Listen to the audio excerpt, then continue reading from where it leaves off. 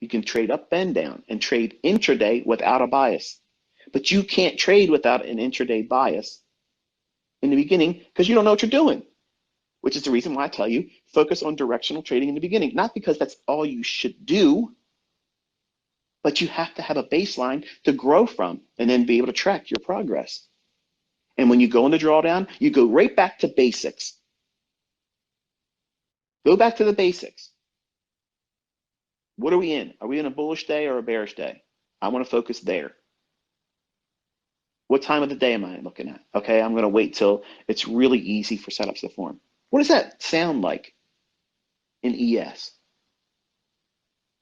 What's the easy setups? What's the silver bullet for fixing drawdown ICT? You've been talking a bunch of shit here, Al, and it might be entertaining for me. I might have chuckled a few times, but get to the brass tacks already. Tell me something. I've sat here and listened to this shit for a little while. Give me something to go home with. Okay. When you're in drawdown, and you really simply just got to have the fucking trade that you can trust. That silver bullet trade that you want. Where does it happen? Where does it form?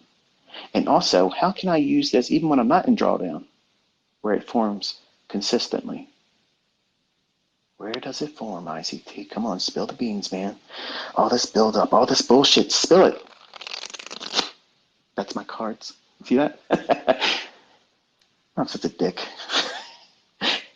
Between 10 o'clock and 11 o'clock in the morning, New York local time, you will find a fair value gap that will deliver 5 handles every fucking day. Guaranteed, absolutely fucking guaranteed. It's never going to be a day, even on a shit show day like on Friday, it will always, always be there, aiming for an opposing pool of liquidity, sell side or buy side.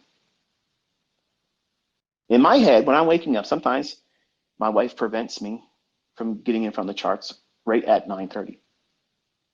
Now, she's understanding because I've been mentoring you. The days I tell you I'm going to live stream, she graciously gives me that time to be here when I'm here with you. But sometimes we may be in bed longer in the morning because we stayed up later, or we may do something because of homeschooling with our kids, or something with the dogs. Something prevents me of being there at the 9:30 opening. I know as long as I get to my charts by 10 o'clock and I can stay there till 11 o'clock, I can take something out every fucking day. Every day, even on days that have the shortened holiday schedule, when they close it like at noon.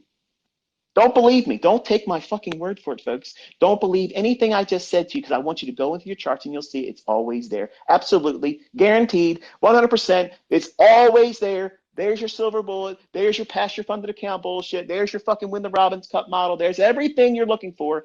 Between 10 o'clock and 11 o'clock, it happens every day. 1 minute, 30 second, 15 second. There's your 3 time frames. It will form in one of those 3 time frames. All you have to do is wait for the obvious run on liquidity. Is it going for buy side or sell side? And if as long as it's giving you at least a range of 6 handles or more, you'll get your 5. What does that mean? As long as that fair value gap forms on a 15-second, 30-second, or 1 minute chart, and you know where it's reaching for, it can be late in the move. I don't give a fuck. That's not chasing to me. Because a fair value gap, guess what that is? It's in the middle. That's where the meat is on the bone, baby. See, you're looking at charts thinking you have to have that end joint, high part of the bone or the low part of the bone. Precision is not limited to that.